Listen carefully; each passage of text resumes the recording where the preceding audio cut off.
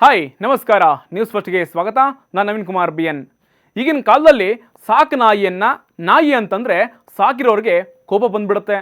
ನಾಯಿ ಅಂತ ಕರಿಬೇಡಿ, ಹೆಸರಿಂದ ಕರೀರಿ ಅಂತಾರೆ. ಯಾಕಂದರೆ ಕುಟುಂಬದ ಸದಸ್ಯನಾಗಿ ಸಾಕು ನಾಯಿ ಒಬ್ಬನಾಗಿರ್ತಾನೆ.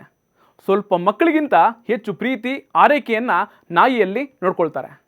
ಇತ್ತೀಚೆಗೆ ನಾಯಿ ಸಾಕೋದು ಆರೈಕೆ ಮಾಡೋದು ಹೆಚ್ಚಾಗ್ತಾ ಇದೆ. ಆದರೆ ಇದೇ ಸಾಕು ನಾಯಿ 7 ವರ್ಷದ ಲವ್ವರ್ಗಳ ಸಂಬಂಧ ಅಂತ್ಯ ಮಾಡಿದೆ.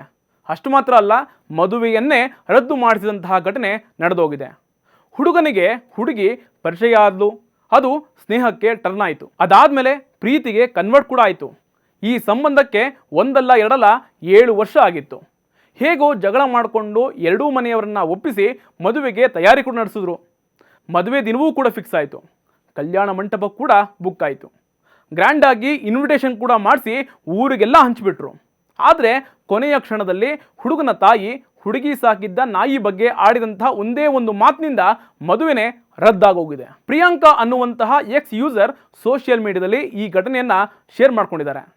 ನನ್ನ ಹಾಗೂ ಬಾಯ್ ಫ್ರೆಂಡ್ ಜೊತೆಗಿನ 7 ವರ್ಷಗಳ ಸಂಬಂಧ ಮುರಿದು ಬಿದ್ದಿದೆ. ಇದಕ್ಕೆಲ್ಲ ಕಾರಣ ಆ ಬಾಯ್ ಫ್ರೆಂಡ್ ಅಲ್ಲ, ಆತನ ತಾಯಿ ಅಂತ ಹೇಳ್ಕೊಂಡಿದ್ದಾಳೆ. ಪ್ರಿಯಾಂಕಾ ಹಾಗೂ ಆಕೆಯ ಬಾಯ್ ಫ್ರೆಂಡ್ ನಡುವೆ 7 ವರ್ಷಗಳ ಪ್ರೀತಿ ನಡೀತಾ ಇತ್ತು. ಹಲವು ವರ್ಷಗಳ ಸಂಬಂಧಕ್ಕೆ ಮದುವೆಯ ಅರ್ಥ ಕೊಡೋದಕ್ಕೆ ಇಬ್ಬರು ಚರ್ಚೆ ಕೂಡ ಮಾಡ್ಕೊಂಡಿದ್ದಾರೆ. ಆದರೆ ಇವರಿಬ್ಬರಿಗೂ ಸವಾಲು ದೊಡ್ಡದಾಗಿಯೇ ಇತ್ತು. ಹೀಗಾಗಿ ಎರಡೂ ಮನೆಯವರನ್ನು ಒಪ್ಪಿಸಬೇಕಾಗಿತ್ತು. ಹುಡುಗಿಯ ಮನೆಯಲ್ಲಿ ಅಂಥದ್ದೇನೂ ಸಮಸ್ಯೆ ಇರಲಿಲ್ಲ. ಹುಡುಗಿಯ ನಿರ್ಧಾರವನ್ನು ಫ್ಯಾಮಿಲಿಯವರು ಒಪ್ಕೊಂಡಿದ್ದಾರೆ. ಹುಡುಗನ ಬಗ್ಗೆ ಕಂಪ್ಲೀಟ್ ಮಾಹಿತಿಯನ್ನು ಪಡೆದುಕೊಂಡಿದ್ದಾರೆ. ಮಗಳನ್ನು ಚೆನ್ನಾಗಿ ನೋಡಿಕೊಂಡ್ರೆ ಸಾಕು ಅಂತಷ್ಟೇ ಹೇಳಿದ್ದಾರೆ. ಆದರೆ ಹುಡುಗನ ಮನೆಯಲ್ಲಿ 108 ಪ್ರಶ್ನೆಗಳನ್ನು ಕೇಳ್ತಾ ಇದ್ರು. ನಿನಗೆ ಅವಳೇ ಬೇಕಾ?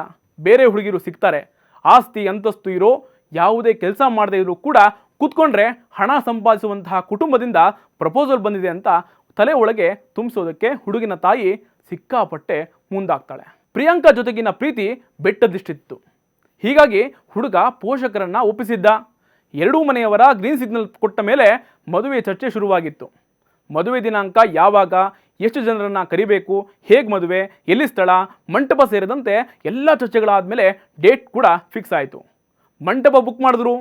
ಮದುವೆ ದಿನ ಹಾಗೂ ರಿಸೆಪ್ಷನ್ಗೆ ಏನೇನು ಊಟಕ್ಕೆ ಬೇಕು ಅಂತ ಮೆನು ಕೂಡ ಲೀಸ್ಟ್ ಕೂಡ ರೆಡಿ ಮಾಡಿಕೊಂಡ್ರು. ಇನ್ನೇನು ಮದುವೆಗೆ ದಿನಗಳು ಹತ್ತಿರವಾದಂತೆ ಹುಡುಗನ ಅಮ್ಮ ಮಾತುಕತೆ ಎಲ್ಲವನ್ನ ಬುಡ ಮೇಲು ಮಾಡಿಬಿಟ್ಲು. ಹುಡುಗಿ ಹತ್ರ ಮುದ್ದಾದಂತಹ ಸಾಕನಾಯಿ ಇತ್ತು.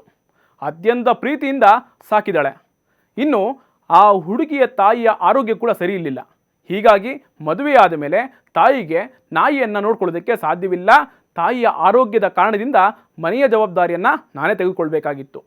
ಹೀಗಾಗಿ ಮದುವೆಯಾದ ಮೇಲೆ ತಾನು ಸಾಕಿದಂತಹ ಸಾಕು ನಾಯಿಯನ್ನು ಕರೆದುಕೊಂಡು ಬರ್ತೀನಿ ಅಂತ ಅತ್ತೆಗೆ ಹೇಳ್ಕೊಂಡಿದ್ದಾಳೆ. ಜೊತೆಗೆ ಮನೆಯಲ್ಲಿ ತಾಯಿಯ ಆರೋಗ್ಯದ ಬಗ್ಗೆ ವಿಚಾರವನ್ನು ಕೂಡ ಪ್ರಸ್ತಾಪ ಮಾಡಿದ್ದಾಳೆ. ನನ್ನ ಮಗ ಮದುವೆ ಆಗ್ತಿರೋದು ನಿನ್ನನ್ನು, ನಮ್ಮ ಮನೆಗೆ ನೀನು ಮಾತ್ರ ಬಂದರೆ ಸಾಕು, ನಿನ್ನ ಜೊತೆ ನಾಯಿ ತರಬಾರ್ದು.